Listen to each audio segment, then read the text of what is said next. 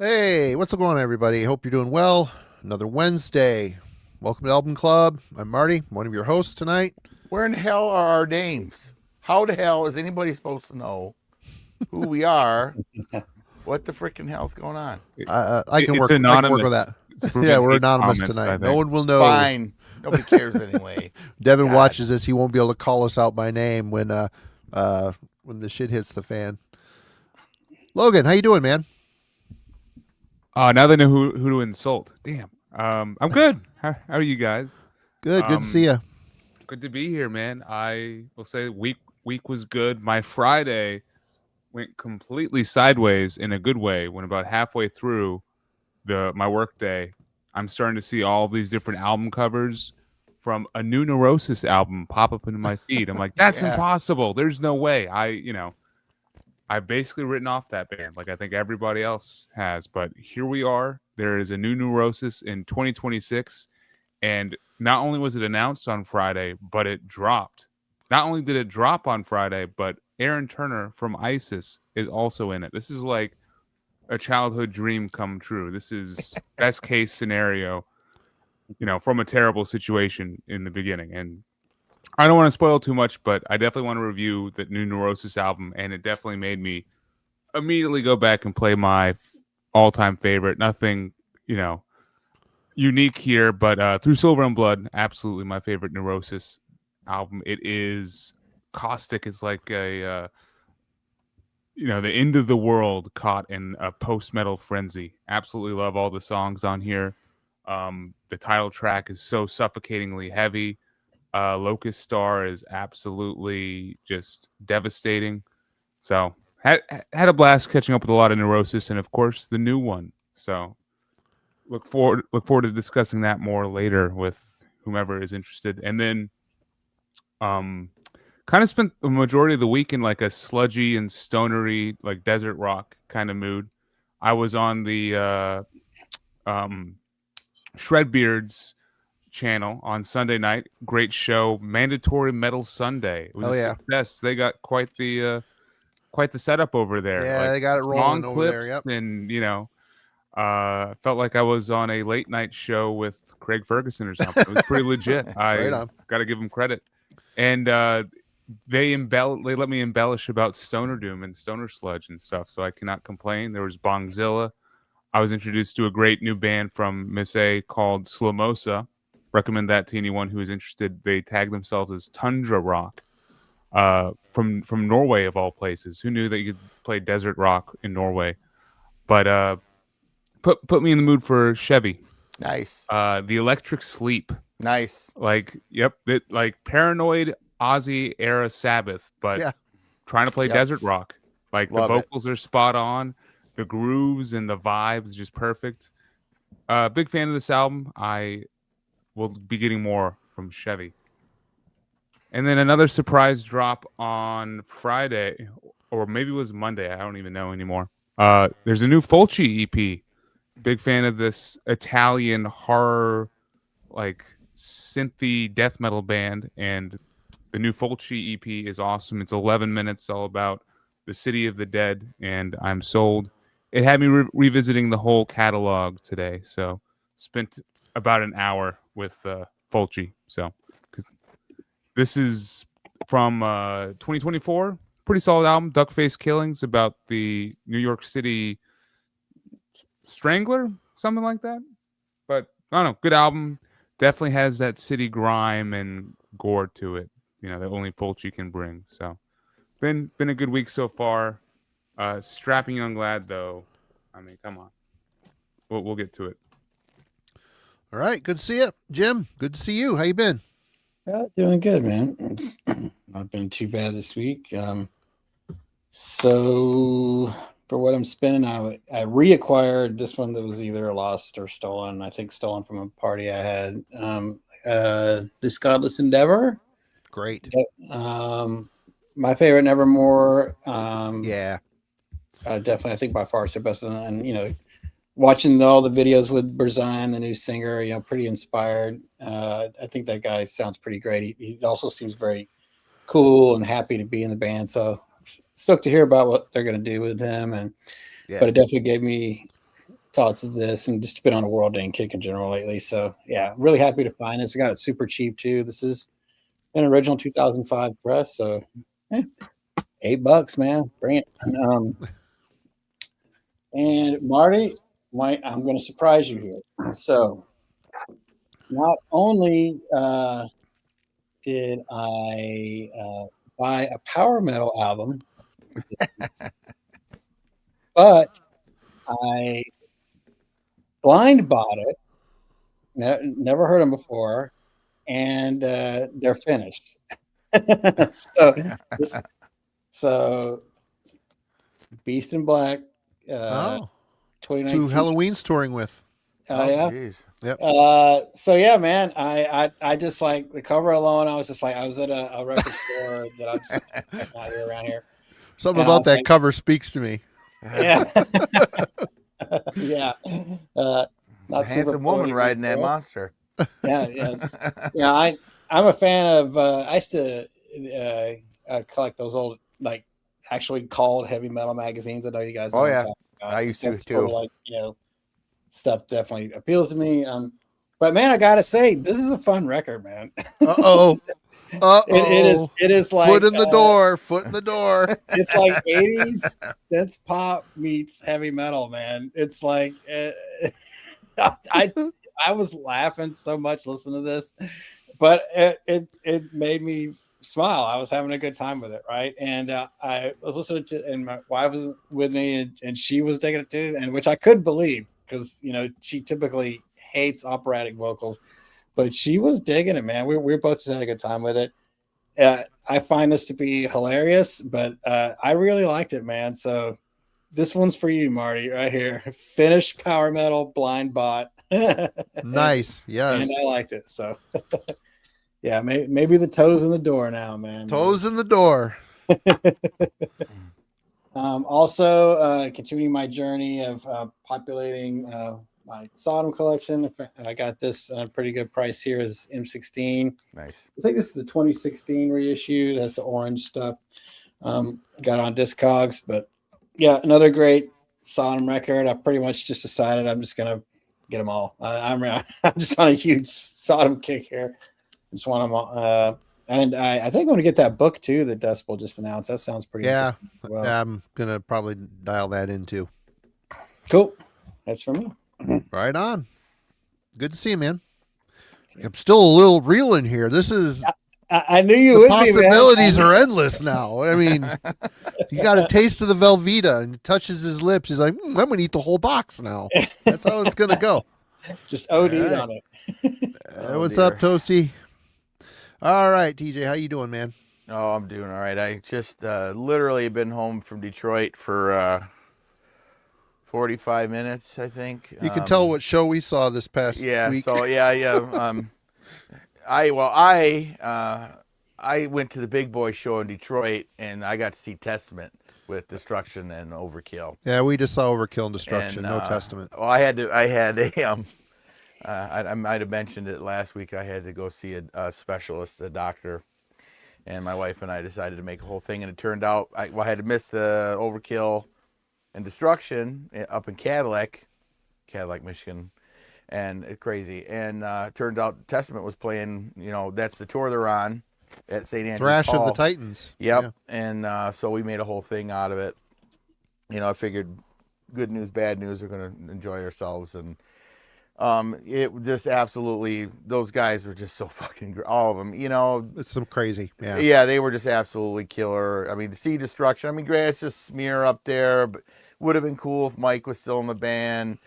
But man, when they broke into Mad Butcher, I was just, I about broke my face smiling, oh my God, and, his voice has changed a lot, but he still sounds cool. He still hits the highs, though. He's hitting the highs, but we stood on the floor for them, and then we went into the balcony, paid the big money to went up and sit in the old people seats and watch the rest of the show. My wife is officially an Overkill fan now. She absolutely fell in love with Overkill. I kind of had a feeling that was going to happen. There is just a level fantastic. There is a level of snark in that band that just kind of fits her.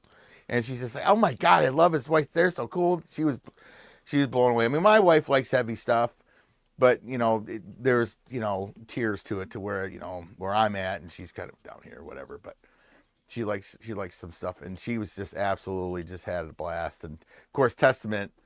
I mean, fucking A. It's the second time I've seen them, and they just absolutely just delivered. They were playing old shit, all sorts of stuff. I think they played besides Over the Wall. I think they played like 2 other tracks off of Legacy, and then they hit all the shit. They were great, and it was a killer show. And and I'm sorry, it was there was some. I wish I'd taken more pictures when I was outside the venue. We had walked down the block to get something to eat. There's a fine a little bar on the corner down there called Sweetwater Tavern or something. And there was a unfortunate gentleman, homeless gentleman. No, a person experiencing homelessness. Let me get that right. He was laying on the manhole cover with his pants off, and with his hummus all over the road. He had groceries everywhere. I should have got some pictures. It was really unfortunate. How do you know he was homeless? Maybe he was just left the show. I mean, he was laying on a manhole cover with no shoes on, with his coat over his head, and his sandwich was out in the middle of the street on the other manhole cover, probably getting warm, I guess. Warming it, yeah. Yeah, I'm assuming. But I don't know. He seemed fine. He stopped. He lifted his coat up and looked at me once, and didn't. He just, I don't know. He's probably looking to see if you're going to make a move on that sandwich. He was worried. He might have been, because he did. That guy's going to eat my sandwich. I can tell. He had a whole bag of groceries laying around him. It was just incredible. But yeah, so I, of course, like I said, we were down there. So because I knew, I wasn't even sure I was going to make it tonight. But I didn't want to let the fans down. And your tens of fans, my tens of fives of fans, really. But I did. So I was mostly just listening to City, really, just kind of because I wasn't sure if I was going to get a chance to do notes or anything, which I really didn't get a chance to do. But this record, it's going to be easy to just rap about. But I did hit a cool record store called Flipside. I don't even remember where in the Sam Hell we were. I was just picking shit off the off Google Maps and driving to it. So I did. I got a couple of cool things. Finally got a copy of this on vinyl. Nice. Permanent Wave. This is one of my favorites by them pushing into the modern era. I mean, Moving Pictures is absolutely flawless, and just all early Rush up to Grace Under Pressure minus Signals. I don't really like that record all that much, but Grace Under Pressure I fell in love with. But Natural Science, song Natural Science, just that song is just mind blowing. And then I never felt like I needed a copy of this on vinyl, and I got the other one on vinyl, and it was right in front of my face on sale. I'm just like, being that this is my favorite record by them, I was just like, well, I'm pissing away a shit ton of money the next 2 days. I might as well buy it. So yep, pretty cool. And then this was, I couldn't believe nice. Yeah, I love this record. That song, oh man, so good. And then they had, and I haven't even gotten this out of the paper yet. I thought, it was on sale. It was right there. I was like, I'm gonna grab this too. And I was gonna get the New Testament record, but I was like, well, I'm gonna wait and go to the show, and I'll probably get that on CD because I love Testament. But I was like, do I need the vinyl? I don't know. And of course, all they're selling is they're only selling the vinyl records, and they wanted they're all autographed, and they wanted $50 a piece for them. I was like, dude, I'm not doing that. I don't need that, so kind of a bummer. But should have had the homeless guy's sandwich autographed. Man, let me tell you something. That young gentleman, I don't know. He had it made because there's like a little grocery store, right? So if you're at St. Andrews, and then that bar's right there, very nice bar. If you ever go over to St. Andrews, Sweetwater Tavern, been there since 1988. Very nice staff, really good food. We just had appetizers before the show because we were there 2 hours early because I paid for parking, which worked out really well. And So we wandered over there, and there's a grocery store right across on the other side. So it looked like, kind and benevolent people were coming out of the grocery store and just offering him groceries. And I mean, he had like just like a buffet of many miscellaneous things laying all over the sidewalk. I mean, at least he was fed. That's good. Yeah, and and he had orange socks, and his drawers were looking a little nappy because his pants were around his knees. But it was life in the big city is hard. Yeah. So, but I digress. Yep. All right. Well, I saw a little bit different show than TJ did. Cadillac, Michigan's about 30 minutes from my front door, and they got a new venue there, and it's starting to get some heavy bands, so it's nice to be able to drive a short trip to go see a cool show. And it was just Overkill and Destruction, and so Overkill played a long set. They played a long time. It was really cool. And I'm just reminded, seeing Destruction and Overkill and being reminded, bands that have been doing it their whole lives, there's just this level of professionalism, dude. Just the way they talk to the crowd, the way they command the crowd, it's awesome. It's just awesome to be reminded. There's a lot of good bands out there. Some are better live than others, but just to see bands that are completely invested in, this is what we do. Yeah. This is what we don't do anything. This is it. We put out records. We tour the world. This is what we do. There's just a level of vastness between. Blitz is 66, man, and he just absolutely, he was at ease up there with that mic stand, and he just commanding, belted it out, and he was just, 66, man, and he's still delivering. He sounds great. He's had a stroke on stage in Germany. Yeah. He's had nasal cancer and beat it. Smoked forever, and he still sounds great. It still sounds great. So that was great. We took my son, and saw Ed from Ed's Den of Metal was there. A bunch of friends, band members, old band members, just friends. It was great. Good turnout. What I've been listening to? I've been listening to a lot of Motorhead. I'm filling in gaps that stuff I didn't have or used to have and got rid of stupidly. So we got Snakebite Love. I like it. It's a really good album. What are the... Oh, man. I don't know. There's this really Assassin. It's a long song, but really dark and cool. We Are Motorhead. Enjoy it. Overnight Sensation. This is probably my favorite of this bunch for sure. And my least favorite, March or Die. This just isn't a very good record. But I'm still very much on a Motorhead kick. I'm starting to feel it wane a little bit. I've been kind of listening to a lot of them lately just because, rest in peace, Phil. And everybody, internet, don't worry. I finally got it. The new Angus McSix. And the all-seeing astral eye. Jim, you never know. This Jim, might, now that your foot's in the door, take notes. You might want to write this one down. Is there 80 synth on it? There's techno beats on this one. This is Steve or Seb from Ordenogan, and it was Thomas from Glory Hammer, but Thomas and his girlfriend had their first child, so he took a break from the band to go do that. Angus McSeven. Yeah, so they got this Adam McSix now, and he's a fantastic. His band that he came from was Manimal. Never heard him before, but he's a great singer. Really, really good singer. And it's going to be good when they've got the members of Van Canto on one of the songs. Oh my gosh. Tej, this is... Okay, all right. Take note, fine. Write it down. Where's my Discogs? Oh my God. And the all-seeing astral eye. So yeah, it is stupid how fun this record is. It's stupid. And I should feel embarrassed for liking it, but I don't. Yes. I don't care. It's fun. It's like pop metal, and I love it. And lastly, but not leastly, is Sunny Psyop by Ogre from Skinny Puppy, one of his solo albums. I got this off Whatnot for pretty cheap. First listen, didn't care for it much. Multiple listens, now I like it. It's basically... I just want it to be dark and twisted and nightmarish like Skinny Puppy, and it's not. It's a lot dancier. And, Ogre's just, he's not singing with a lot of effects on his voice. He's got a good voice, though. He's got a unique, you can tell it's him singing. But yeah, multiple listens that won me over on here.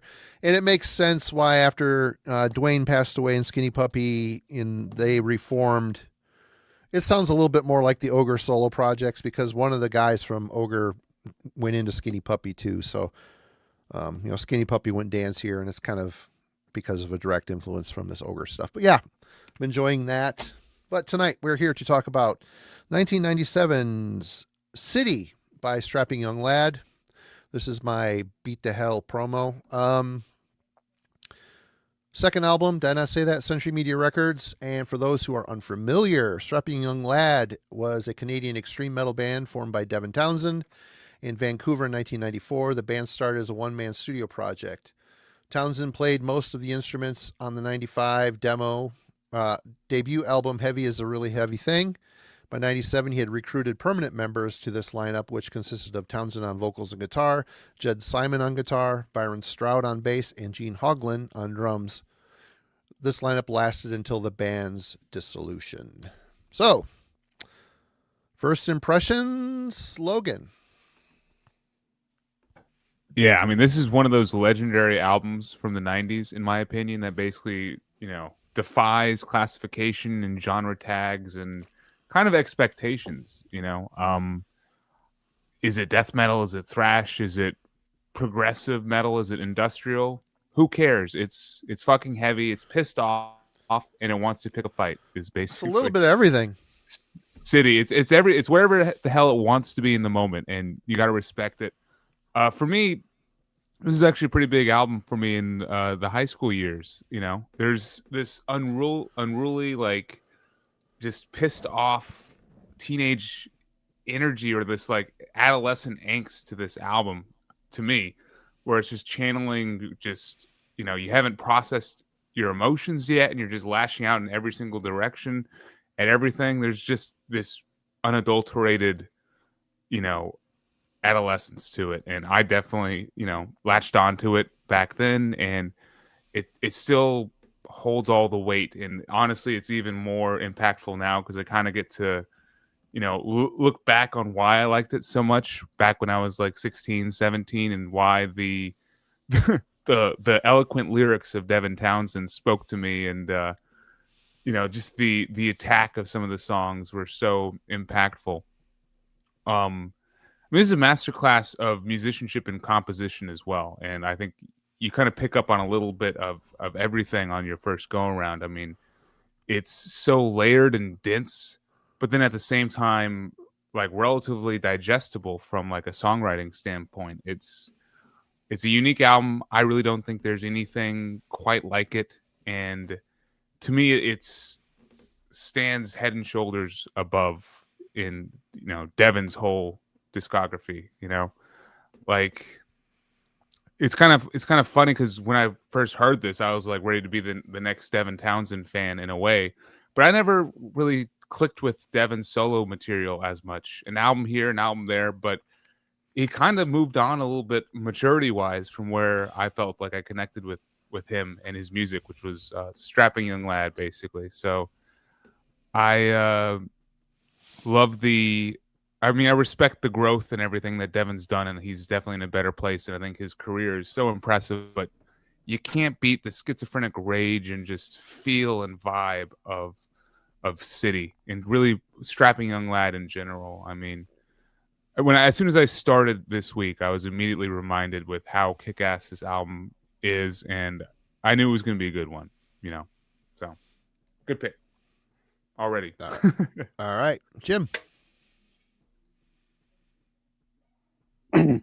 So my experience of this is very different. My roommate back in 97 when this came out bought it, and I immediately thought production wise, riff wise, especially the open chord progressions, that sort of dissonant kind of like, I don't know, it's like a diminished fifth or something like that, but they play on their choruses, like very, very, very reminiscent to me of Fear Factory's Demanufacture. The elongated triplets, just the industrial elements. Now, in '95, of course, his debut was there, so that's a very industrial album compared to this one. This one has more metallic. So I like this one more, but I just remember thinking that I was like, oh well, it was too similar to me to demanufacture, and so a few years, several years later when he came out with Alien, now I love that record.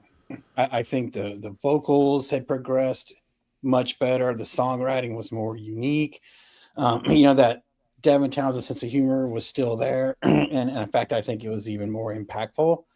That record I love, but this one I struggle with it. The shrieky vocalizations that he does on it are just super distracting for me.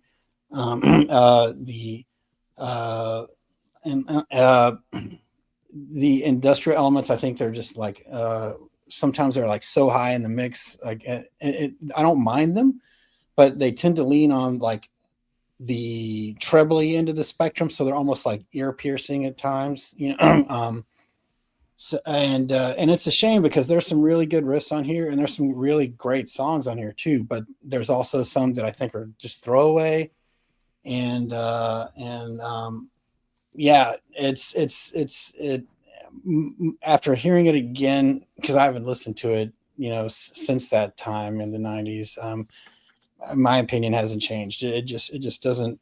I can't connect with it. There's some really great riffs on it, and there's a couple good songs on it, but I much prefer the later output. I feel that it's more mature and more composed and more original.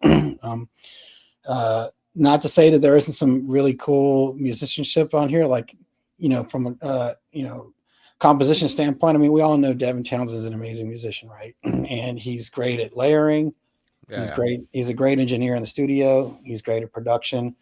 But I feel like maybe the cocaine was flowing a little too heavily back then, because like the crazy squeals and stuff he was doing with his voice it just kills me. It takes me out of the song. So yeah, this one, it was a little tough for me to get through this week. I had to go back and listen to Alien again to remind me, like, yeah, I do actually like this band when they're at their height. I've seen SYL like 3 times, and saw Byron and Gene in, because they were kind of back and forth between here and Fear Factory around the same time, in the early 2000s.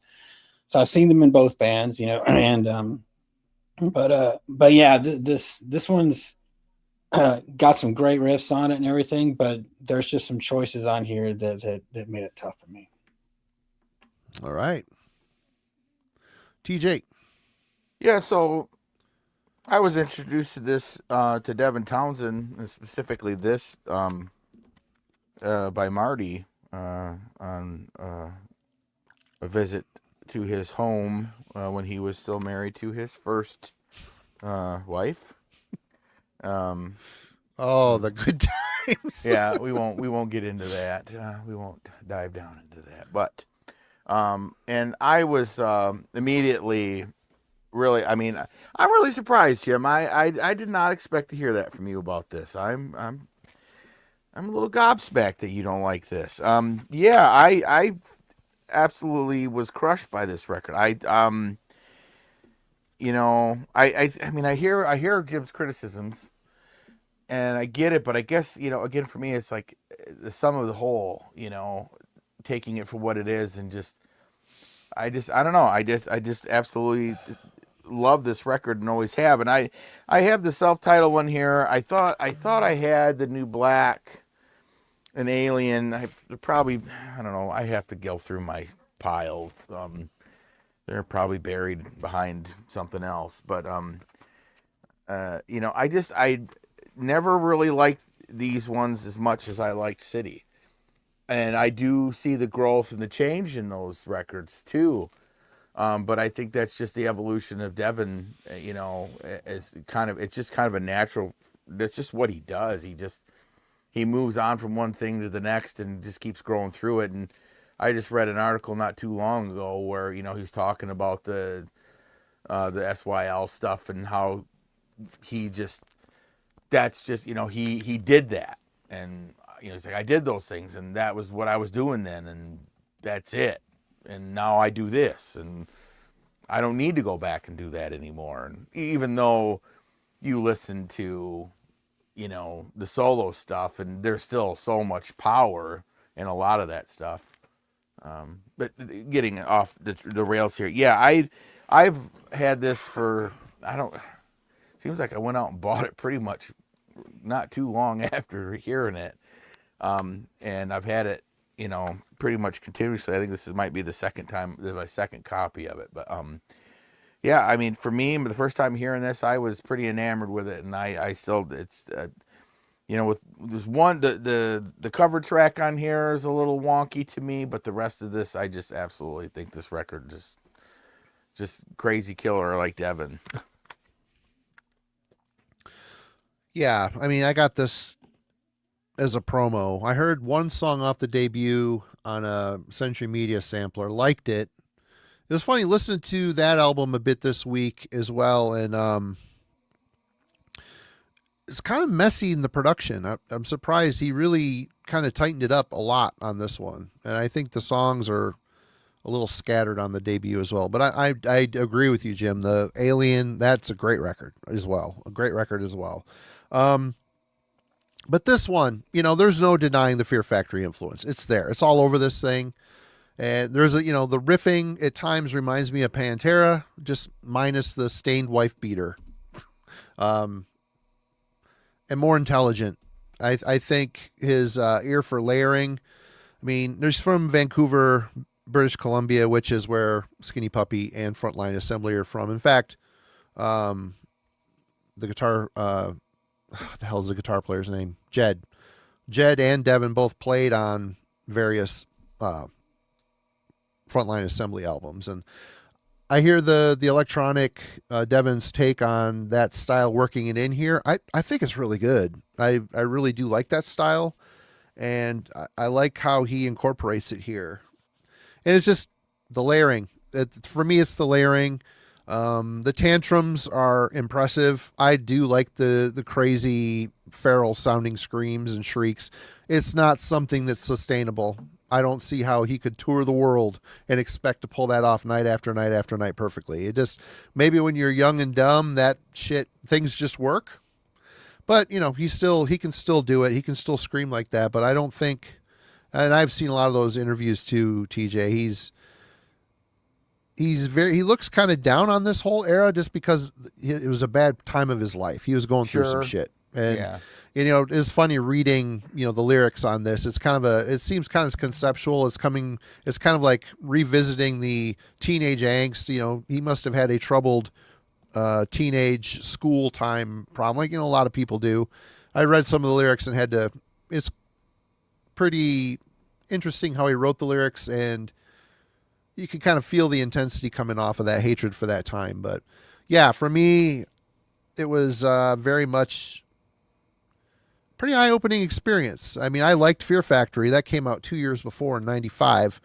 And this kind of took the ball and ran with it a bit further. And I guess it kind of leads me to my question for the night. The musical climate in 97 witnessed the maturity and commercialization of black metal, but other more musically adventurous artists were beginning to find their place thanks to larger labels like Century Media. And I'm thinking like bands like Devin, Strapping Young Lad, The Gathering, Therion. I mean, a lot of bands were starting to experiment with different styles and kind of moving the ball forward. Whereas like now, all these styles are already kind of set in stone and people are just kind of doing the same thing over and over and over again. Oh my God, I jumped ahead. To me, City is a snapshot of the 90s. Technology and mixing of styles leading the way. If you were to extract the synth work and replace Devin Townsend's unique vocals with a more traditional screamer, do you feel that City would benefit from the same impact? And what was your impression of metal's health in 97? TJ. Yeah, I mean, honestly, his eccentricity and what he is and what we're, it's so visible on this. This record is nothing without him. I don't think you can take him out of it and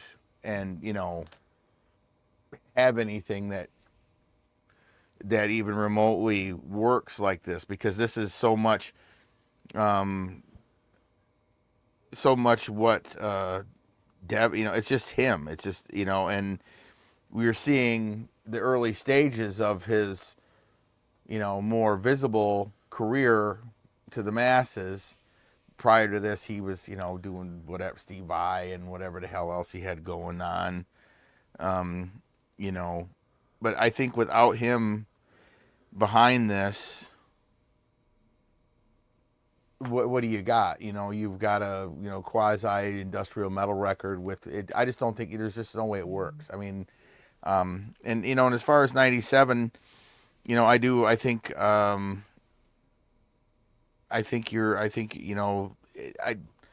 this does kind of encapsulate a lot of what was going on at the time. There's a lot. I mean, it's like with the industrial elements in this and the Fear Factory kind of influence that it's kind of inescapable, whether it was intentional or not. I mean, probably, he was borrowing from that, liked it, he wanted to bring it into what he was doing. And, for my money, I loved Soul of a New Machine, loved that record, Burton C. Bell, and I listened to the shit out of that. I did not care for Remanufacturer. I didn't care for that band after. It lost me. And they sold it to me on the first one. After that, I don't know. I couldn't connect anymore with this. It was the same thing. He sold it to me. It all works layered across what he's trying to say with this sonically. And I think it's it's just all kind of part and parcel for that. And for '97, trying to go back and think of what was going on at the time. I mean, it's like you said, the black metal was huge and things like that. I'd have to sit and really dig down into the charts and think about what the hell was I listening to in '97. It's just, I don't have the running batting average going in my brain like some of you guys do. Going back and looking at some of these lists, it's like, oh God, yeah, I remember this and I remember that, and there was a lot of cool shit going on, and I think this is right up for that.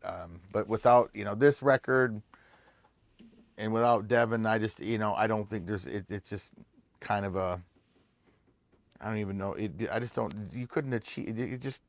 I don't know. It's so kind of uniquely him. And when you listen to what his more current output, there's kindred spirits in so much of it that you just it's so identifiably him that it couldn't be anything else. It's to try to pigeonhole it. It's strapping young lad. That's it. Yeah. All right, Jim. 1,000%. Yeah, I think a different vocalist would have made me like this album more. When he's like just kind of straight, like yelling and stuff, like I'm good with it, man. I like it. I like that he enunciates very well, and you can understand what he's saying, which is very difficult in metal to do, to sound aggressive and to still, enunciate clearly. So I like that you can kind of sing along with him. He's always been very good at that, and still is to this day. But when he just starts going like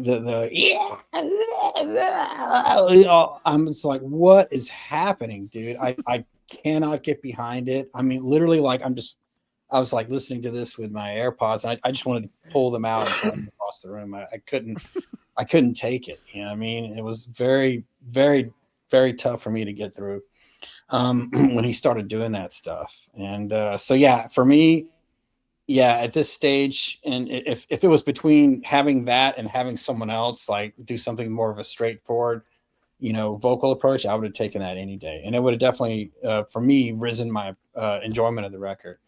You mentioned like removing the synth work too. Now that I like. I mean, I really enjoy that. That whole like injection of industrial, into the metal, which he was doing in '95. Fear Factory was doing it in '92 and forward. And there were, of course, other bands, lesser known ones like Soulstorm and stuff like that. They weren't the only ones out there. Havoc. Yeah, great stuff. You know what I mean? And at the time, that was still really fresh, and I have an appreciation for that. So that's not what bugs me, but it's just when he just started kind of going off the rails, and what's it's weird. It's like, I'm sure there's people watching are like, well, whatever, Jim, you listen to death metal and you hear that kind of stuff. I mean, but for some reason here in this context with this kind of riffage, and also in this production where it's more of a, kind of like, I guess more of a, I can't think of the right word I'm looking for. It's not the right word, but more of a mainstream sort of metal production, where it's super clean, you know what I mean? Very, very, studio, very processed, which makes sense because it's industrial metal, but the vocals are high up in the mix. So it's just more ear piercing for me. Whereas like a lo-fi black metal album, like something like Darkthrone or something, it just wouldn't bug me. When I think of a comparison for black metal, I think of like, Leviathan, the seventh sub levels of Suicide, whatever. Because everything about that album is distorted and layered and crazy. Like when he starts kind of going off the rails vocally with his stuff, like it sort of enmeshes with the sound, and it doesn't just like crop up and pierce my ears. But when I'm hearing like 2 minutes of like cool metal vocal delivery and everything's cool, and then suddenly out of nowhere he just starts going, or there's the word salad that's on Oh My Effing God, where he's just like staccato with the riff going, I despise System of a Down, you know what I mean? And that's the kind of crap that they do, you know what I mean? Like, oh, dude, don't ruin this for me. and so it just takes me out down. Oh no. Oh so, no. Good call though. I mean, I never would have picked that out, but you're right. System of the Down. Oh well. Yeah. So that's just not a thing vocally that I enjoy and I get behind. Again, really some really killer riffs on here. Just and there are some great songs, which I'll save for later when we're breaking that down. But yeah, when that is just kind of strewn across the record, it kept pulling me out of like that zone I would start to get into, like with the really great intro, Velvet Kevorkian and all that, and then he would yank me back out of it with that stuff. And I know people say in the chat, and we're saying here, like he was going through a rough time then, the drugs were heavy, he was super angry dude at that time. I even remember, going to the show, even Alien, he was still mad. He was like, making fun of everybody in the crowd, like, that was kind of his thing. Yeah. I hate all you, like crazy stuff. And, we're all just like laughing, but we're like, kind of like, is he serious, man? So I get it, you know what I mean? But, and, hey man, you do you, but for me, like it really coalesced, and I'm not as familiar with the self-titled, which is in between those two records, but I really, really feel like the balance of that, unbridled, feral kind of rage and a temperament of the music, like, it really came together on that record. Like he still got his humor, he's still dropping F-bombs everywhere, he still got his attitude, but without this like kind of ear piercing, like, squeal stuff, that makes it hard for me to swallow. Like that record is there. This one, he's on the start of that path, but he's still just kind of like, whatever comes to mind, I'm just going to spit on the mic, and it doesn't hit for me. All right. Logan. And it's not too often I'm on like the exact opposite side of Jim during one of these things, but Devin basically makes this album what it is for me. Like his vocal performance and the addition of the synths and all the layers and everything that comes along with that, it just makes it so much more of a complex and fun listen. Like I don't want to weigh too heavily in on like the demanufacture versus City debate, but I do like City better than Demanufacture, and it's because of Devin. It's because of him, I think, elevating the craziness and the zaniness of the music, vocally, lyrically, and with his synth textures, because if you take him away, it really is more simplistic and just like a pulsing like industrial metal mixed with Pantera kind of vibe. But you throw all of his craziness into this mix, and it's just a rampaging, pissed off, like Godzilla like toddler throwing a temper tantrum, and it's glorious to behold. It's insane. I love Oh My Fucking God, and like he's like the Tasmanian devil unleashed on there, just literally a fucking tornado. It's like a little kid having a energy. meltdown at a grocery store. That's totally what he is. This is a sophomoric, like juvenile, it's just a derogatory album. Like it doesn't care. It's kind of like a very fuck you kind of release. And it doesn't even know what it's trying to say or what it's saying fuck you towards. I feel like it's just lashing out in every single direction. And at the core of it, I think it's just Devin doing that. I mean, it's great that he's moved on from this because, as you said, Marty, I don't know how the hell you could maintain this. This would be unmaintainable for more than just an album. But it's such a energetic, just so much in a bottle, just waiting to be unleashed upon you for 40 minutes whenever you hit play, that I think it makes it special. And I absolutely love how it's so off the wall, crazy, and it's vocally like that. And it goes from one extreme to the next. Like, Oh My Fucking God is Tasmanian devil to like a, bombastic chanting chorus, and, All Hail the New Flesh is similar in how he has this like beautiful, chorus section, and then it goes into this something completely savage. It's so schizophrenic and off the wall. I definitely fell for Devin's performance on here, and that's one of the reasons why I think this album still holds up for me. How was Metal's health in 1997? I think there might have been some cracks starting to show, maybe a little bit. I think nu metal was starting to rear its head, if you started to bring that up. But that, and then just the popular metal scene in general was starting to really wane down. I think in 1997 is really when you had to start diving more into the underground to find the better stuff versus, finding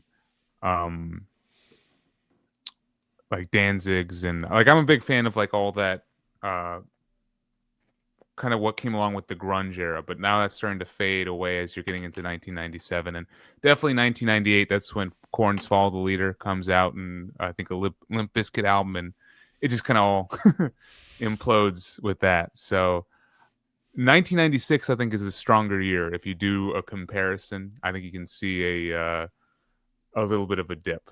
But all right, yeah, not a whole lot to add to the conversation here, other than I think if Devin was removed from this, yeah, you'd miss out on the voice, and obviously he writes all the music here, so most of it anyway. You lose that, but I think what goes with him is the anger and frustration that comes through on this record. I think that is just as much of that's like the fifth member of this on this album in particular. The anger and frustration. It's very much a tangible thing on this album. And I think it's just another Fear Factory clone if you take him away from it and put someone else at the mic.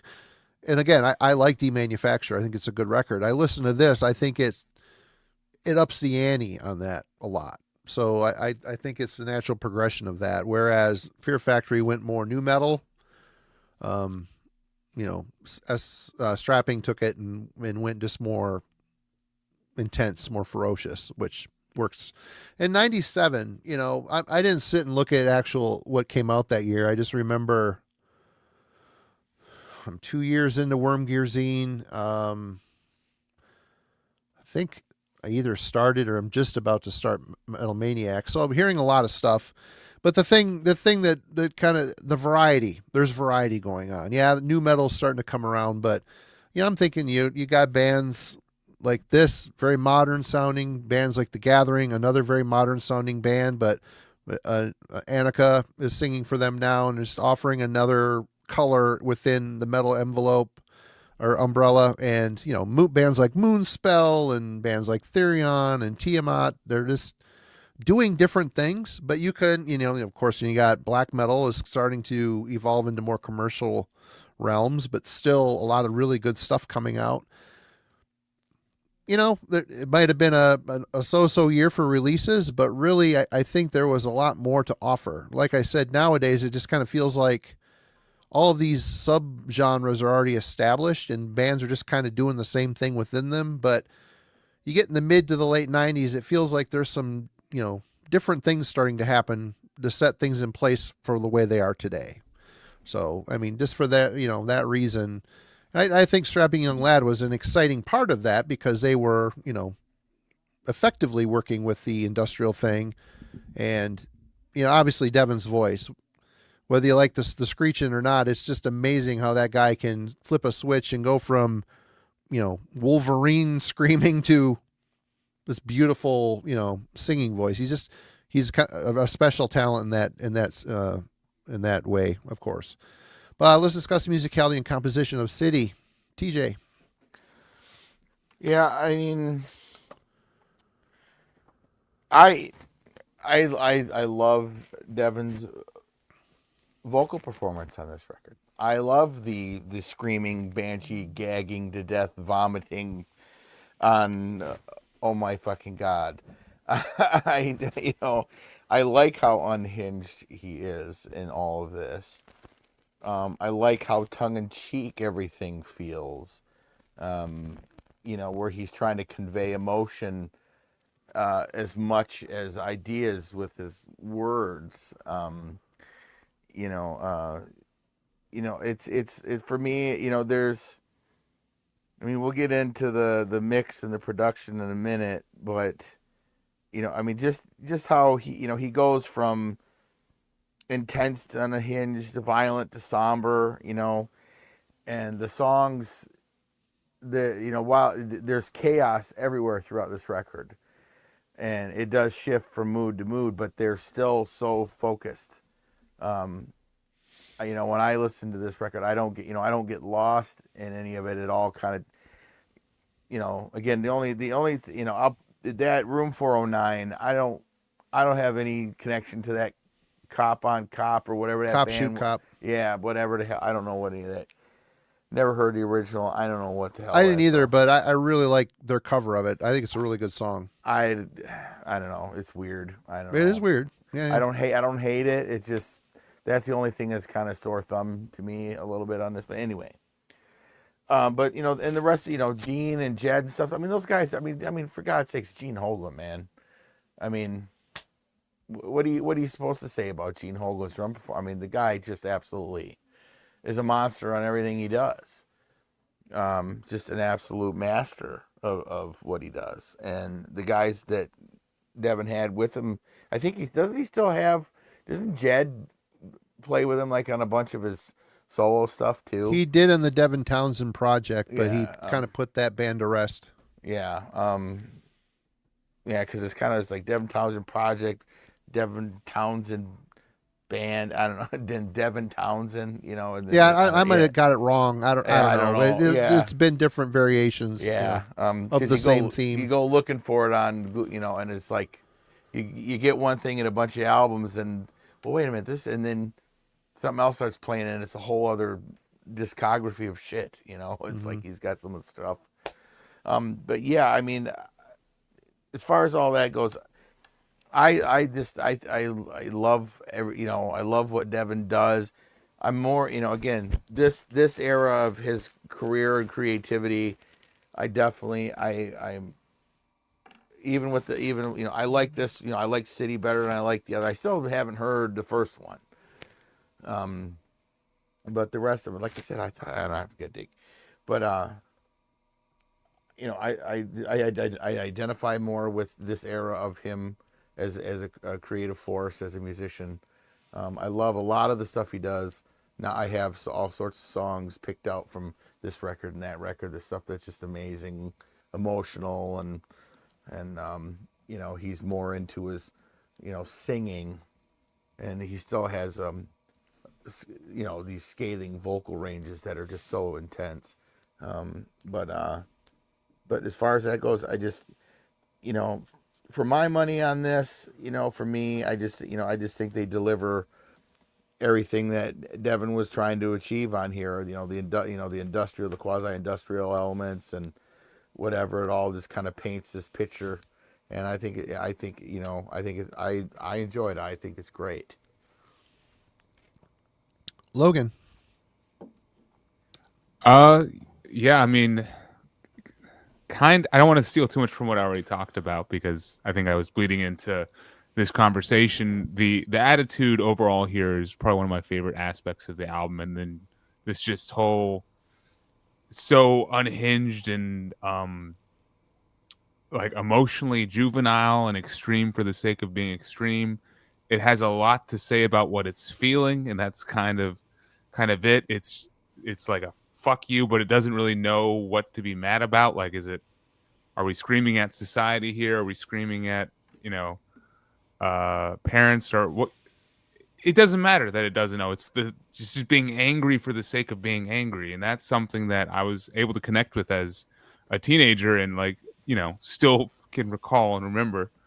And that's a relatable emotion, and I can pick up and run with it and just enjoy the way that Devin is kind of expressing that here. Like just how he introduces and orchestrates some songs, the cursing for the sake of cursing. The amount of, fucks and shits and motherfuckers and stuff he gives on this whole album is insane. Like he's near record-breaking levels, I'm sure, on some tracks. And it's, to read the lyrics as you're saying, Marty, it's, I think there's something a bit more to it than just him catering to like trying to be angsty for this, to appeal to angsty people, like what kind of nu metal was about. I think he's tapping into a much more just primal and frustrated feeling that, a lot of us can go through just at any time of life, especially when life feels like it's going off the rails for whatever reason. And it sounds like that's where Devin was at that time.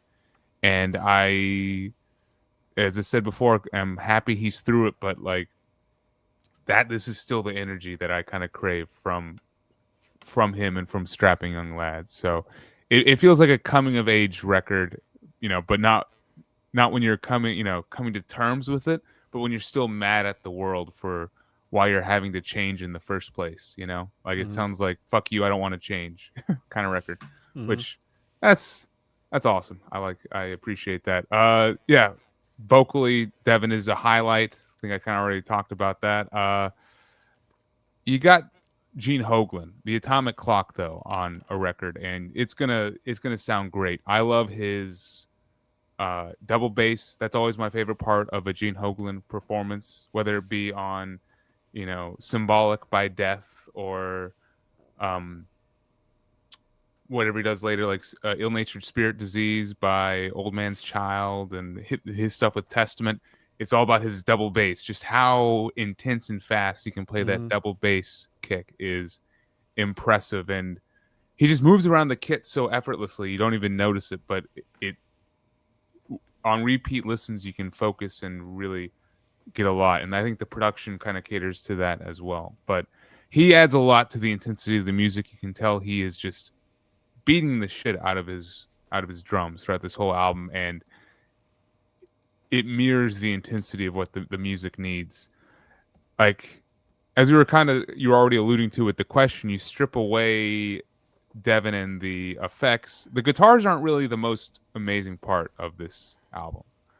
They're a highlight to a certain extent, especially when they get a little bit technical and they feel a little bit death metal-y at times. Like, they do a little interesting things here and there, especially on like Oh My Fucking God and Home Nucleonics and Underneath the Waves. There's some cool sections, but other than that, they're playing definitely like the open chord, and that for sure deserves the Fear Factory similarity description, I think.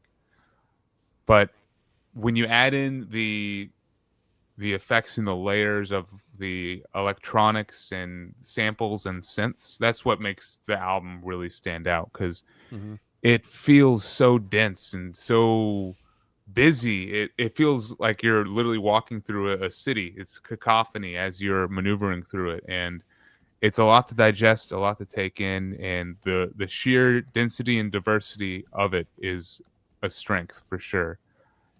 And at the same time, the fact that the songs and the approach are somewhat accessible and single-minded, I think helps too.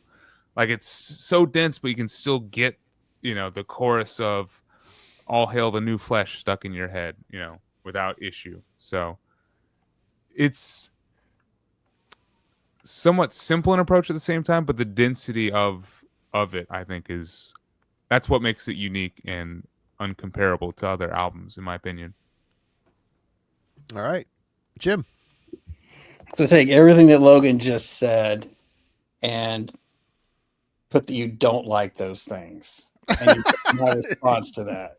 Because absolutely everything that Logan just said, and the things that he likes about this are the reasons I don't like this. I don't like the directionless rage. I don't like the pointlessness of the lyrical approach. Like, not having like a real, like, sort of like defining concepts, that kind of brings all of this together. It just feels like erratic and all over the place, just disjointed, and I speak solely of his vocalizations and his lyrics. Like, the music, Fear Factoryisms aside, has a lot to offer here. I do agree with Logan on one point, is that there is a denseness to the record that's cool. And that if, more care had been taken, like lyrically, with the whole concept of city, like it feels like this, when you hear that one word and you hear the denseness of the music, you kind of envision this like futuristic world that goes along with all the industrial elements and electronic elements. I think it was kind of a missed opportunity. He could have done something like Blade Runner-esque, with his lyrical concept here that could have given more of, for me, a more interesting approach to, a direction for that rage, like put it into like a cool story, do something with it. But the juvenile F-bombs like that Logan's referencing, like that's another thing I think is super annoying. Swearing just for the sake of swearing. It just, again, takes it out of it. When it's like listening to an old Andrew Dice Clay comedy routine, when all it is foulness over and over again, you get desensitized to it and it doesn't have any effect. Right. But if there's just an occasional, F-bomb here and there in the context of a song, or a lyrical construct that has an overall, meaning or like a containment for that rage that garners interest, then it's more impactful. But when it's said 40 times in one song, it just becomes a joke, So for me, again, it's just, it completely ruins it for me. That aside, again, there's tons of great riffs on here. Gene's drumming, I do agree with Logan there, obviously is amazing. Gene actually is my favorite metal drummer, period. I love that guy. Been listening to him ever since Dark Angel days. And, I'm so happy he's still playing and still is an amazing drummer. And some of the coolest moments on drums on metal for me are things that he's done. This, he's not, because of the style of the music, he's off the fills here. We're mainly just, snare, double bass, but again, played with that precision, atomic clock, as Logan said, yes, that's accurate and he's amazing. And it's great to hear. I love also Byron Stroud's bass sound. He's got a great distorted killer. Nice dirty sound. Yeah. It's nasty, and I've seen him play live a few times. It's he's accurate as well. You got to play with Devin Townsend, right? I mean, you can't be a slouch. And so he's a great musician, and the bass sound is awesome on here, and all of that contributes to that killer wall of sound that you get here. So compositionally, from that perspective, from the wall of sound that's created. The underpinning of the rhythm section here that keeps you barreling all across the album. The electronic elements, when they're not like super high and ear piercing, are well chosen and well constructed. But it's only that juvenile approach to the vocalizations here that turn it off. Right on. Yeah, compositionally, I think the wall of sound is integral to this record, but also knowing when to turn it off is also very important. I think listening to this record, like 4 times today, as a matter of fact, it becomes very clear that he knew the album needed to shift at a certain point, because like the first 3 songs are just rippers, absolute banger after banger. And then you hit, I think it's, like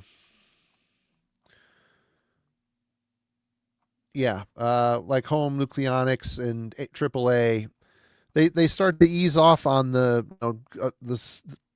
ferocity. It's still elements of it there, but they start to strip away maybe the speed, going more of a mid pace or a slower thing, or letting the bass and the drums go at it alone with crazy vocal lines over the top of it. He starts very calculated way of stripping elements that away to be more impactful exactly when the album needed it. I think that's another part of the genius here. And I do, man, some of those choruses, the build-ups, and just the way, he shifts his voice to this like a very almost operatic type of pitch singing style, but obviously a lot darker, but it just soars. And the way it latches on to the atmosphere and the synth lines, it's just well done. It's just so very well done. I think the biggest shift here, when you listen to the debut and you listen to City, is obviously Gene. I mean, he tightens up the ship so much, and the way Devin produced or engineered the drums, it's very mechanical, which also highlights the electronic aspect of the album. Can you imagine if they were big, loose, floppy sounding, reverbed out drums? It would have killed the wall of sound. It would have changed it dramatically. And the fact that there's so many instruments happening at certain times, you can still hear it all. I mean, Lee made the comment earlier on in tonight. You realize the genius of Devin Townsend after you try to mix your own stuff. You start moving, EQs on kick drums, and it affects the way the bass sounds, or affects the way the guitars sound. And the way he's got it all dialed in here, how it's just one solid force of nature, and you can still hear each individual instrument. Very impressive. It just, the foundation on which all this stuff is built is just very impressive. The layering, that's really all I wanted to say with that, I guess. Production, Jim. Okay, this, there's 2 different sides to this for me, because like, this is a Devin Townsend production, right? This guy is an amazing producer. He's amazing in the studio.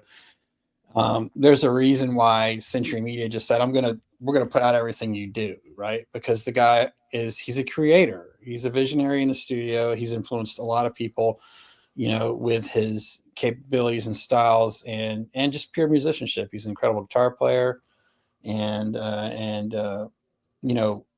when he takes himself a little more seriously, a great singer and lyricist as well.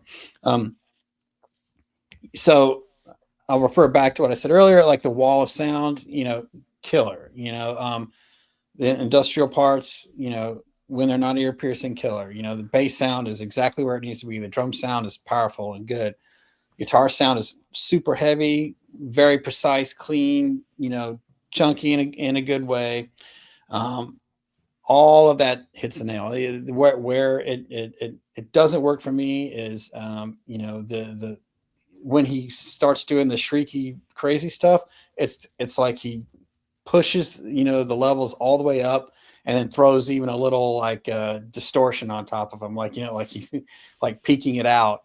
So if it wasn't ear piercing enough, now we've got distortion as well on top of it, giving me like a bout of tinnitus, and it's so that right there is like, the 10% of this 90%, the rest, that is really good, so, that aside, the screechiness, where that's pushed up too high, the super tinny moments of the electronic elements are too high.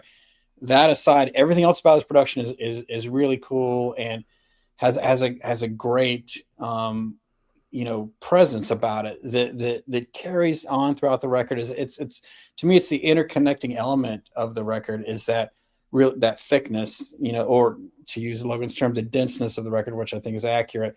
That is sort of what holds the record together throughout. So great achievement there. One of the highlights there, except for the weirdness, the high pitchedness, but take that out. That is one of the things that saves the record is the cohesion of the production that is maintained from start to finish. And you would expect nothing less. If you even don't like any of Devin's music, you got to say that he is a great engineer. He's a great person in the studio. He knows exactly what he's doing, and City on amongst his discography is just one more example of that. All right, TJ. Yeah, the production on this is, it's got like a character of its own. There's this immense kind of swirling sonic wash that this record has, to my ears, that it's just larger than, it just kind of, it consumes you, it's just so immense and everything about it. But like Marty said, you could still pick everything out of it. There's so much life and so much breath and the feel of the mix and the production on this. It's really kind of crazy, because it's like at first it starts coming at you and you're almost like it wants to sound like it's off, or it's too sonically washed out, and it's not at all. It just, somehow or another, he manages to bring those layers of sound and that sonic wall at you in a way that everything kind of is alive in there and auto in the audible spectrum visibly, to put two metaphors together. But and yeah, I don't have it. It's so kind of, again, a sum of the whole for me with this record. It's part of the experience of hearing it the way it is and how he put it together. And, whether it's his intense vocal delivery, the way the sonics of the production and the mix go, it all just comes together. I feel like, to me, his solo stuff, everything that comes under the banner of Devin Townsend has a tendency to kind of be all over the place. He takes so many different elements from so many things and kind of mashes it all together with that last record he put out before this. He's got that new one out, Moth, which I don't even know if I'm going to bother from the way he's describing it, and I don't know if I even care to hear it. But some of that last one, there's like he was bringing in like 3 different drummers and all this stuff, like to play on one song and stuff, and it's so excessive. And it's so overthought. Yeah. They're just, he'll have tracks on the record, because we were was it this gal in here in the chat, Misanthropy or whatever she goes by. I'm sorry if I'm butchering that, but I commented she's teaching somebody, one of her students, to sing Kingdom. I love that song, Kingdom and Deadhead. Those songs, and those to me, like, oh my God, they're so good. They're very, very kind of stripped down. Super Crush is another amazing song. Yeah, in that arsenal. Yeah. Yeah, but those songs tend to, for me, they kind of live in this space where city's at, but without that intensity. But they have that kind of consistent wash and vibe to them. Maybe Kingdom more so than Deadhead. Deadhead is just this kind of flowing. It has almost as powerful and heavy as it kind of has a lilting kind of feel to it. But yeah, I don't know. Initially you feel like the production is, but the more you listen to it and absorb it, it's so kind of perfect. And Devin is just, he knows what he wants to do and he gets it done. He's a savant. It's killer. Everybody go except for me. Yeah. Oh, you haven't gone yet, Logan? Sorry. I mean, it's all right. It's production. I basically will just quickly agree with what everyone's saying on here. It's the secret weapon of the album.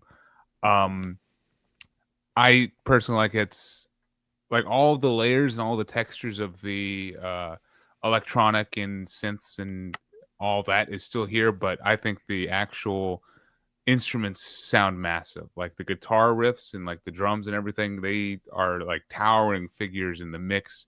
And they feel like these skyscrapers in the midst of the city that they're building. And I get like a very visual kind of feeling from this album where it feels like you're in like a new Tokyo, or the city from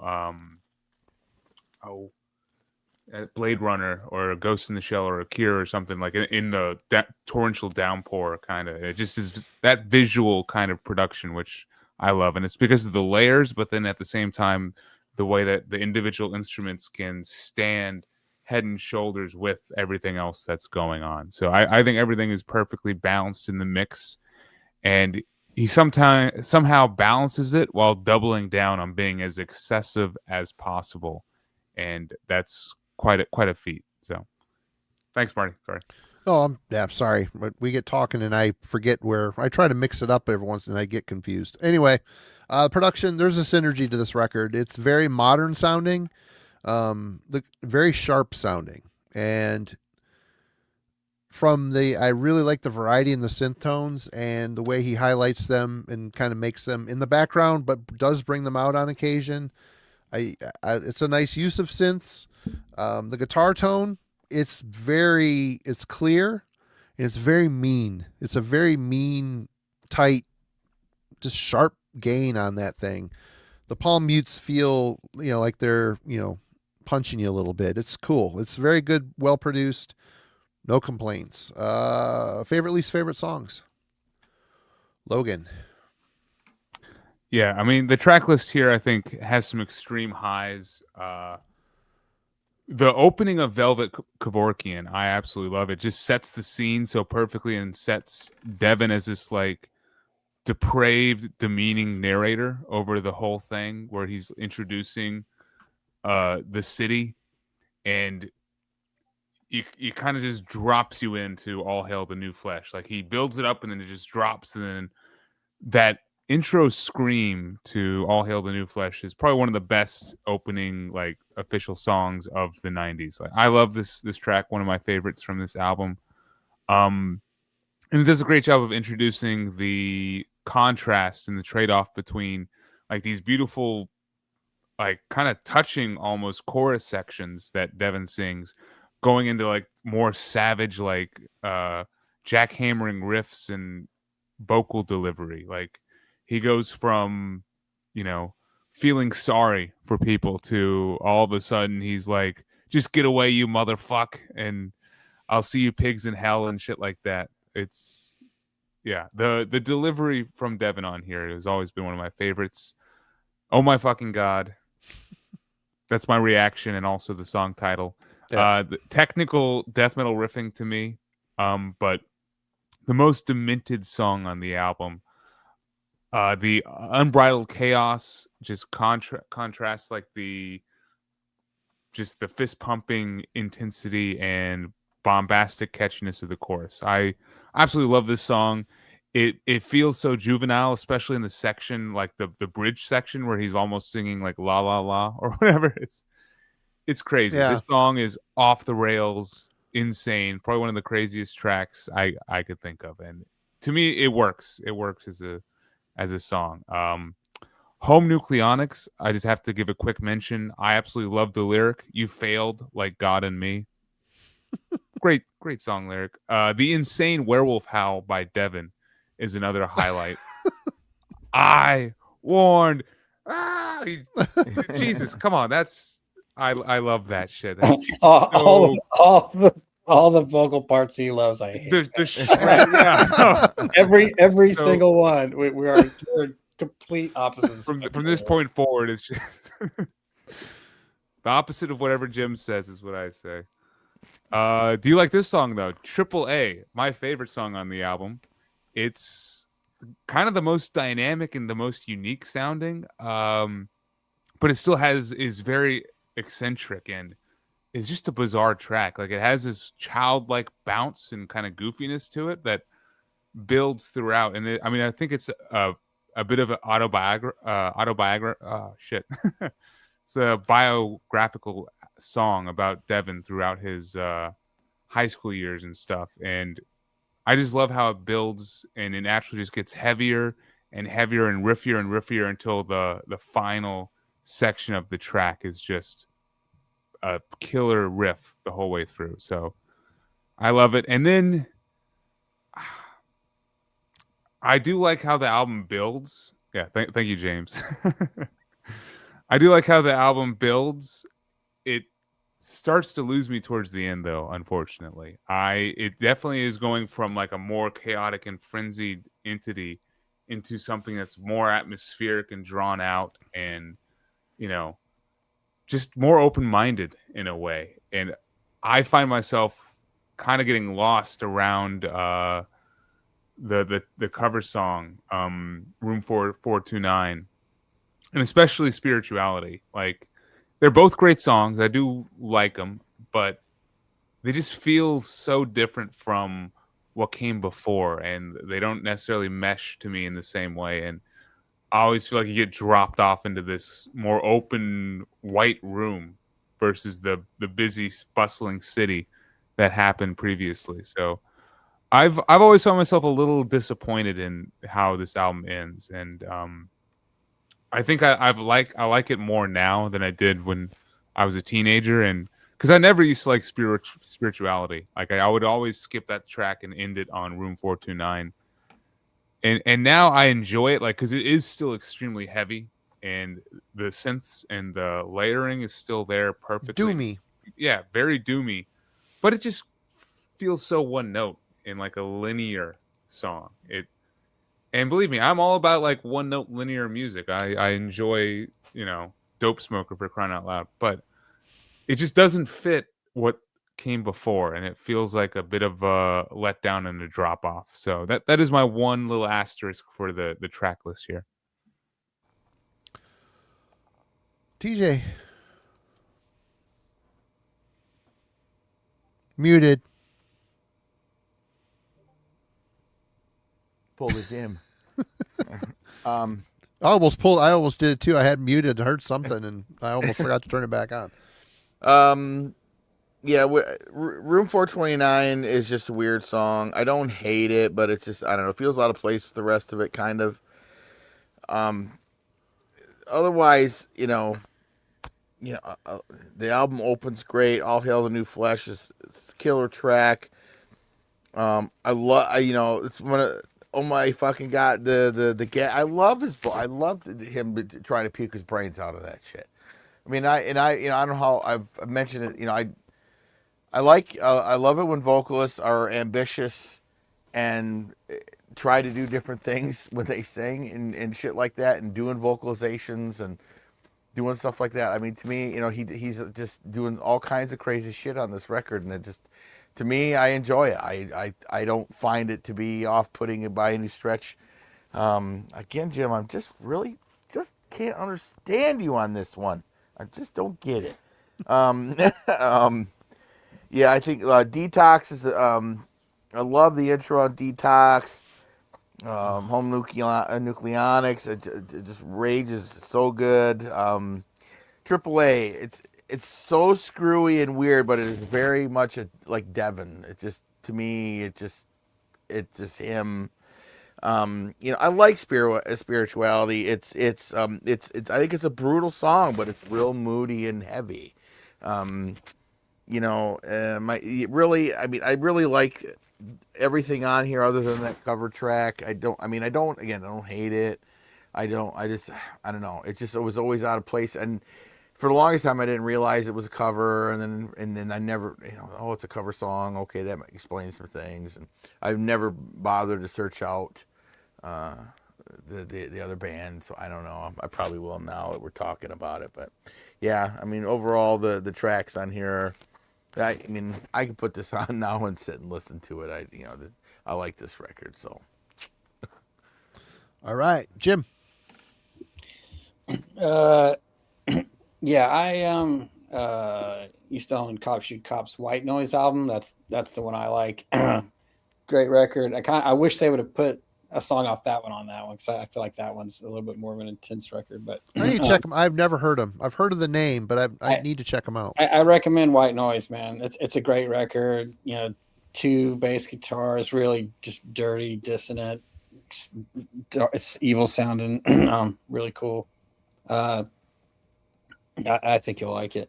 For me on this record, on City, Detox is the song. I love the triplets on that. It's got the industrial feel. Great rolling double bass on the chorus. Does not sound like a Fear Factory song until about 3 minutes in. There's a kind of a Fear Factory riff that kind of rears its head. That sort of thing that they do where I know I can do the shape, but I think it's like where it's like 1st fret, 5th fret, 7th, and you're kind of spreading your fingers out. That kind of sound right there, starting with the E string and on down like that. It's that kind of riff, but still really cool. Like that song is that's very cohesive to me. Detox, I think, is going to give you a pathway to what Alien would become. Like that is a super strong song. I think for me, it's the best one on the record. I do like All Hail the New Flesh too, though it's very, very Fear Factory like on that chorus. That's absolutely taken from Demanufacture. That same chord progression is there, but still a great song. And I don't know if you guys noticed, about 3 minutes, I'm sure you guys do because you like this record more than I do, but about 3 minutes, 20 seconds in, there's almost like a flute sound going on there near the end. I like that touch. I thought that was really, really cool. So yeah, both those songs really cool. A lot of coolness going on there for All Hail and Detox. Home Nucleonics, brief but brutal. Like there's a lot of good stuff on that one. Some of the blast best beats on that one, isn't it? That the one with the blast beats? Yeah. I think so. Yeah, that's blast beats on that one. I think some of the best riffs are on this song. That really short 2 minutes. And then he just kills me with the squealing and the screeching in the end. Like it was like, hey man, this one. I love this song. And then, no, not again. I'm like, what are you doing, man? Why are you doing this to me? So it's still such a good song that doesn't kill it. Like, it's still like, it's okay for me, but I wish that wasn't there. Otherwise it'd be, right there with Detox and All Hail for me. Triple A, man. Me and Logan were on opposite sides of the spectrum. I'm like, what's happening here? This is a very commercial sounding song to me, man. It just comes out of nowhere. It sounds real, just kind of like, I don't know, just happy, kind of commercial radio like. It's got a stomp to it. I like that stompy. No, sleazy stomp. Yeah, it just does. I don't know. It just doesn't really fit on the record for me. I didn't really get it. The vocal delivery is clean on it, though. I'll say I'll give it that much.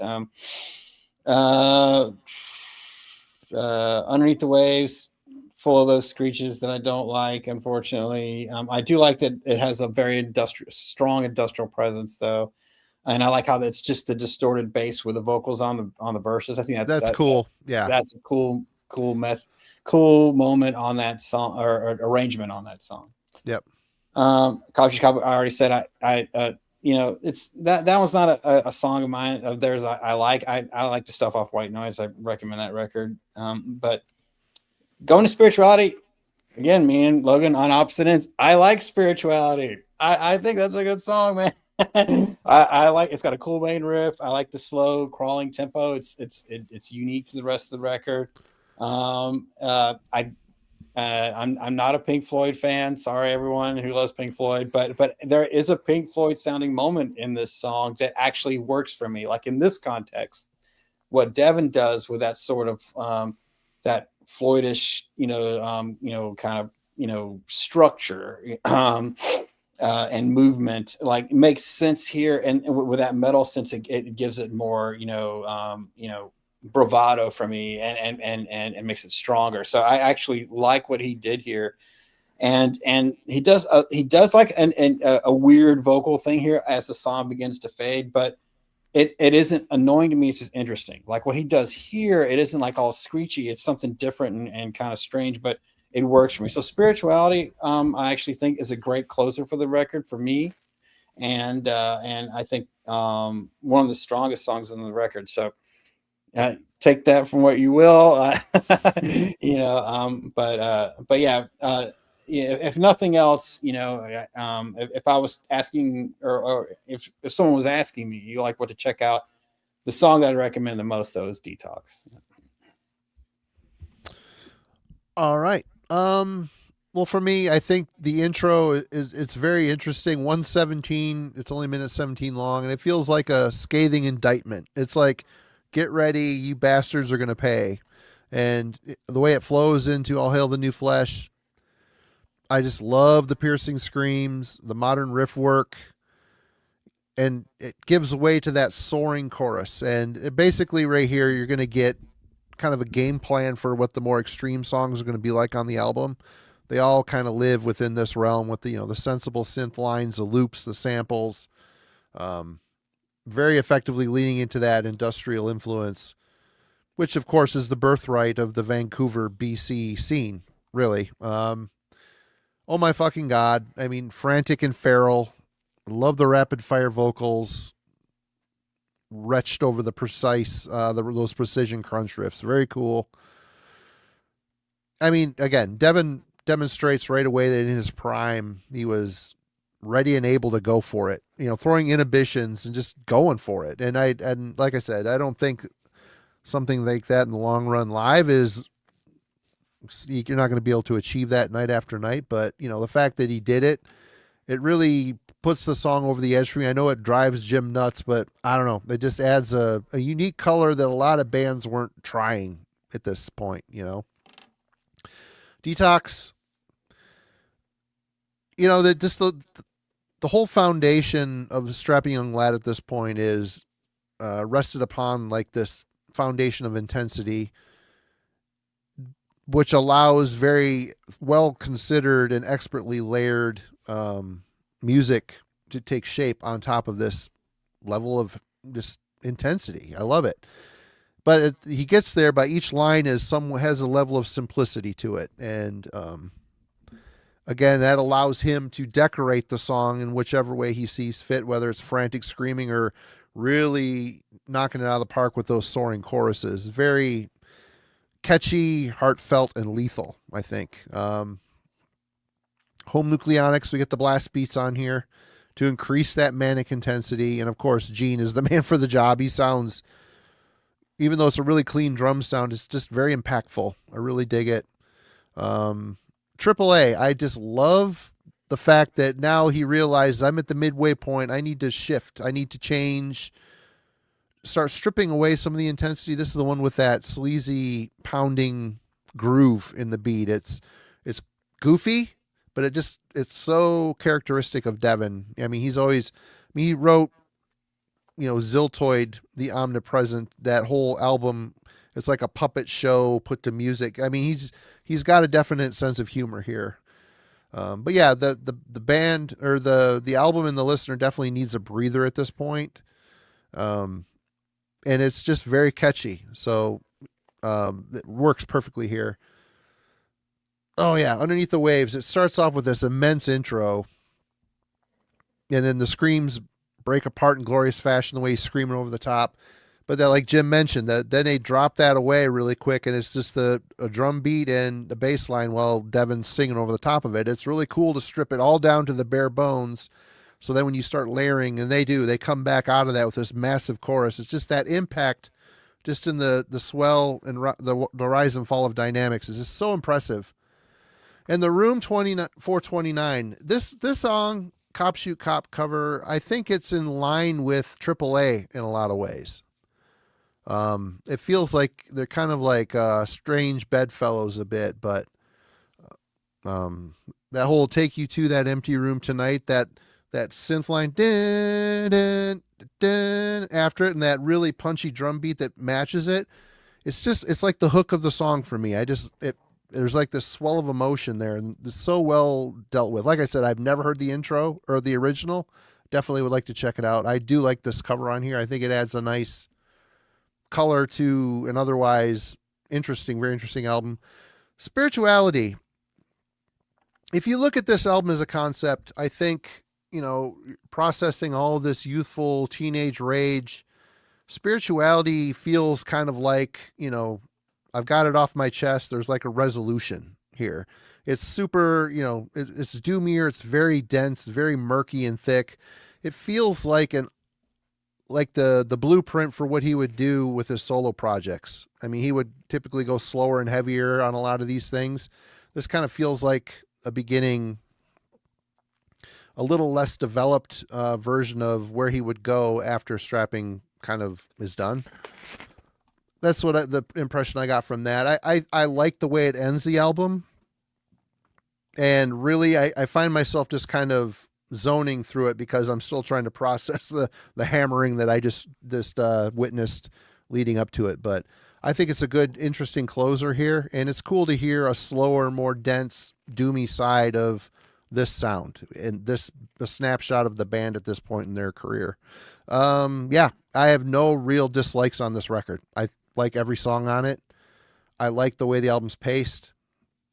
I like the use of dynamics and knowing when to take it down a notch. I think that's pretty good awareness. I think if he did, every song was like, oh my fucking God, it'd have been too much and very, wear the listener out too quickly. Judgment, final thoughts. Logan. So yeah, this was an important album from my my youth, the angsty teenage years, and to me, it still holds up. But it's kind of funny to revisit it and really sit and think about it, for as long as we did for this episode, because I really didn't find my judgment changed that much from it. Like, I don't feel like I ended up trying to move my opinion forward. Like, everything that I said tonight, I could have said, 15 years ago when I was 17 years old. And I'm not sure why, because I feel like, Marty, hearing how you took spirituality, like, that makes me want to listen to it again. And for whatever reason, whenever I get to that track, I'm just like, man, why are we just sitting here with this more droney song when all of the beautiful madness that came before it, is still in our memory.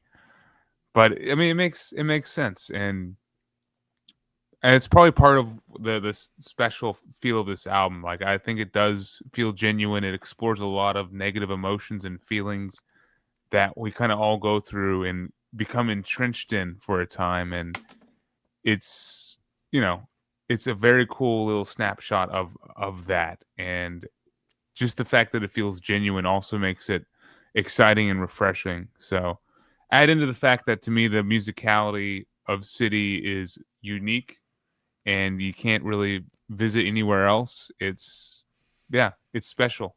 And it's a bummer because as I said, I have not been able to go with Devin in the more mature directions of his sound. Like, Strapping Young Lad is kind of my band for him. And this is that EP they're talking about in the chat. No Sleep Till Bedtime live EP from this stuff. Check it out. But I need to get Alien still, but the New Black is a great album. This Strapping Young Lad, SYL, is a great album. I haven't had the same effect or feeling from any of the other Devin stuff. So I feel like when it comes to Devin Townsend and his musical exports, have been arrested as, you know, this angsty teenager, expecting him to be as crazy as he was during the strapping young lad phase, which is not fair for me to do. So I will probably try to revisit some more of Devin's solo stuff if anyone has any recommendations Ocean Machine in the coming days. Ocean Machine, yes. Definitely will. But I it like was Addicted awesome. too. Addicted is a really good album. Really has some poppy stuff, but some great. Annika from The Gathering sings on it too. When I came in, it was around Ghost and Deconstructed, and I do enjoy both of those albums relatively, but have not revisited them in years. But it was awesome revisiting this album. It still holds up perfectly for me, and basically the exact same way I used to enjoy it as a kid, and very, very strong 8 for sure. All right, Jim. Yeah. So I think, you know, it's interesting. You know, Logan says unique. You know, I do think this album still owes a lot to G Manufacture in terms of just like guitar, bass, drums. You know, and with the inclusion of the industrial elements.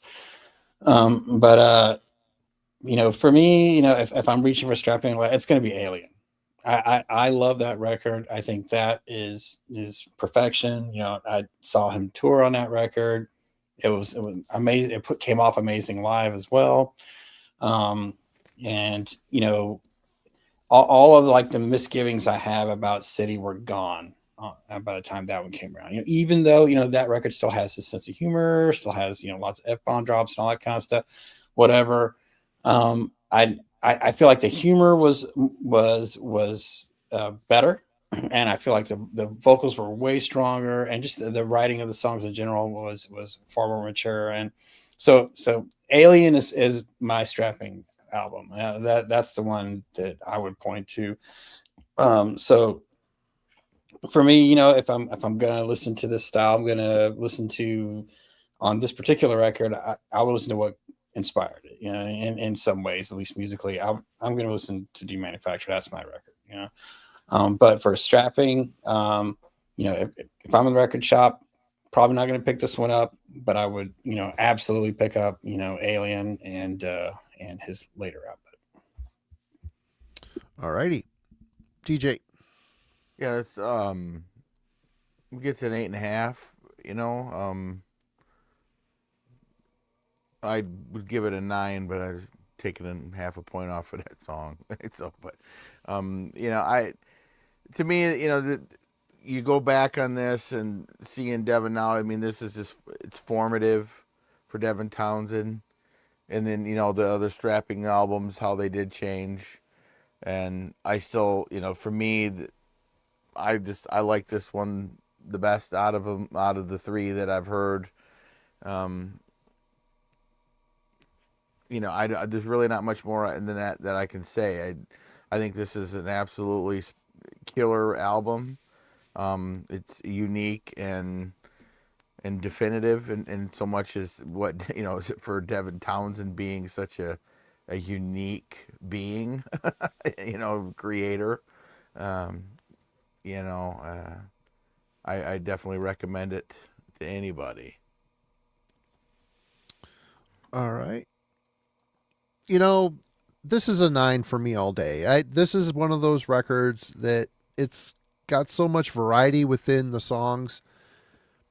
I've listened to this thing a million times over the years, and I listened to it 4 times today, and like TJ said, after this I could go throw it on and be psyched. You know, there's something about it. And yeah, the influences are obvious. I will agree 100%, Jim. Obviously, Fear Factory is a big one here. I just think that strapping went in a better direction than Fear Factory did. And I think Devin's a better singer than Burton Bell. Yeah, when he's singing, yeah, he's a real singer. When he's screeching, Burton stomps all over. yeah, slightly more. Burton's got a deeper, meaner voice, I guess, in that context. But yeah, I don't know. This is one of those records that's kind of timeless, and I really do like a lot of his projects moving forward. I will say, trying to, I subscribe to his channel. I've listened to his podcasts. I've watched his interviews, and Devin is one of those guys that he seems like he'd be a really cool guy to know, but he's be one of those friends you don't see much. He's kind of eccentric, and I think his music the last decade has become very cerebral, and he's very much in his head about all this stuff. Like the last album, I can't remember the name of it, the white cover. He had like 3 drummers on some songs, and it's overthinking the process, I think, a bit. And like this new one, Moth, it took him 10 years to write it, and it's basically it sounds like a crazy rock opera, and there's multiple versions of the album. You can buy the ambient part of it, and that's amazing. It's amazing, the talent and the composition of it, but God, is it something I want to listen to? No, I don't even really care to check it out after I've watched him, pontificate about it and talk about it, and seeing some of the stuff live. It looks amazingly impressive, but give me the processing. I can live in this space. We had a small group of friends, and we hated everybody around us too. I mean, there's kind of a common theme here, and I think it's very relatable. The cerebral guy, doing these weird ambient albums, and basically a soundtrack to watching trains going down the track. I mean, God, I get it. And he said he's got that thing where he sees it as color. Man, that's impressive. I don't know what that means or how that would look or work, but again, he's operating on a very cerebral musical journey, and I'm there for a lot of it, but some of it I just have to it's not for me. And I think that's that part of the career he's in now. But this early feral shit all day long, every day. But thanks everybody sorry, Jim. Sorry it was such a slog. I thought I was picking a home run for everybody here, but are you picking for next week? I believe it's finally your turn. No, wait. Whose turn is it for next week? Logan. All I got to say is Kellen had better speak up. Or Logan, rather. I was looking at my calendar. I had Kellen's name in it, so that's why I said. I raised my hand, man. But you got to raise your voice, because if you don't, then I'm going to steal your turn. Like I stole Jim's. Well, not this week, because DJ, math is hard. Math is stupid. Yeah. All right, guys. Do your worst. Here it comes. Next week, April 1st. It's the start of 420 season. I think we should compare and contrast 2 albums. Oh, no. Sleep Jerusalem with Sleep Dope Smoker. Let's talk about the box set. That's an early April Fool's joke. I'm sorry. You can do the Bongzilla box set. We're gonna go this direction instead. We're gonna go Yob Atma. Oh man, yes, nice, dude. Yes. I was actually listening to some of Jim that and I are while back. it. We're good now. Yes, okay. I love this record. Yeah. Oh my god, dude! Right. Thank you. Is this thing 78 minutes? Probably. I think so. Nice. Something like that. Woohoo! Yob 6, Atma, 7, 7, 8. No. OTMA, ATMA. ATMA. Yob are one of those bands that everybody tells me I need to check out, and I have not gotten around to doing it yet. Every time great record. I've listened to almost all their stuff, because Mario tell you, you and I, Logan, are kindred spirits when it comes to this Doom stuff. I love the Doom. I was listening. Have you heard Leather Lung? Have you listened to those guys yet? Mm-hmm. Yeah. See, you know all awesome. The shit, and I love all this shit, and it's like, and every time I've been in the store with that damn one of those Yob records in my hand, and I end up putting it down and buying something else every time, and I don't know why. I absolutely love the band. I love the version, the stuff when he's doing his pitchy vocals, and then he's back into the heavier stuff. Rough, yeah. Yeah, killer, man. Well, maybe after this you'll be sticking with the Yob album. What we will see next week. Oh, it'll probably end up in the mail here. Oh yeah. This one I actually own on vinyl as well. I love this record. I've heard it. I've listened to it. I'm super stoked. Right on, cool. There you have it. Anybody have anything coming up on their? Do you have anything coming up on your? I know you've been a scene darling here lately, Logan. What have you got going on the Metal and Beer Snob channel? Oh, little old me. Not much on the Metal and Beer Snob channel. I did record a video. I just have to edit it and put it up, which probably means it's still weeks out from seeing the light of day. But hoping to get a review shot for the metallurgy thing. It's a great time of year. Between the neurosis and this upcoming corrosion of conformity, I don't know what to do with myself. So hopefully that coming soon. And then on Saturday, Jeff Gas Mask and Hand Grenades was in the chat earlier. Birthday. We're doing he's doing a birthday stream. He's turning the big, I think I can say it. He's 39 this year, I believe. Coming up. He's 60. He's turning 60. So we're doing a birthday stream for him on Saturday. That's a big one. Holy crap. Yep. Cheers to Jeff. Absolutely. Cheers, Jeff. Jim, any Eihwaz rumblings? I saw you got another order the other day. That's pretty awesome. No, I need to set Logan loose to help me find something else. So I think it's time for a 2026 search for our next release. So yeah, but nothing to report. Right on. Glorious Dead, we've had a down couple weeks. We had Snowmageddon 2 weeks ago, and then this week was TJ had a trip downstate, and we had concert on Monday. So Glorious Dead is slowly creeping towards finishing our third album. I bet you we picked up guitars now, we wouldn't remember the set. Oh, I pulled. I don't want to give all the fun details away, but I got a guitar out and played to my back to the backing tracks I have, and my practice amp has I can upload when when Noah does the rehearsals for us and sends them to us. I can put those into the app that runs my rehearsal amp, my practice amp, and so I have the set or all the songs for that matter in there, and so I played it the other day, and it wasn't great, but I got through it.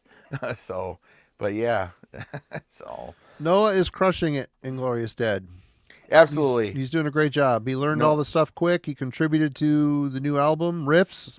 This is another one. This is another savant. This kid, I'm telling you, he old soul, great man. Killer dude to hang with, great friend. Absolutely. He's the same age as my youngest son. So and he's absolutely just. The only problem I have with him is him and his blunt basses, and not just take care of your instruments and buy a pointy one. That's all. I mean, otherwise, I'm fine. And no cases. He walks around with his bass with a strap. Yeah, he shows up at practice like, oh, the tuning peg fell off. Like, how the fuck does that happen? You know how it happens? It's sitting in the back of your truck all day. That's how rolling around in there with a vice grips tuning his bass. Like, just stop it, man. Just stop it. It's crazy. Yeah. I mean, but no, man. Noah absolutely rules. Crushes. I mean, he is a great singer, a great writer and creator, very creative singer, and he got all this shit going on, and I'm proud to have him in the band with us, and it's been great. Everybody go check out Northern Spire Productions. He also does Draughter, Orlisk, Lanzarath, and Wood Cult. He is a very prolific writer. And the shit's it's all good. Some of that black metal that I enjoy, I dig his stuff. It's really cool. Very musical. Rick, you're in. If something ever goes south, you're moving to Travers. Just call me. It's fine. But hopefully we'll get back on track with the vocals. I feel we should. I don't think we're gonna have as many, any pending delays in the near. So we should be able to get through principal tracking with everything else, and then off to mix and master here shortly. Yep. And Marty, any more news on the EP front? That's on me. An EP is coming. I just need to sit down and figure out a design for it. Somebody mentioned they hated ABBA in the comments. I said, well, don't buy the EP when it comes out. You're going to be disappointed. Yeah. Doesn't sound like ABBA, though. But. Well, so that's there. All right, folks, that's it. Little show notes here. Last Sunday, myself, Logan, and Alan did a 4-album new release recap that's doing quite well. If you haven't watched it, go check it out. I know it enraged a handful of Love Bites fans, but you know, what are you going to do? If you like Love Bites, definitely check it out. Right. Yep. Yeah. And Friday show notes, don't know yet. It's been a busy week. We'll just go there. Well, there'll be something for you Friday, and we'll be there.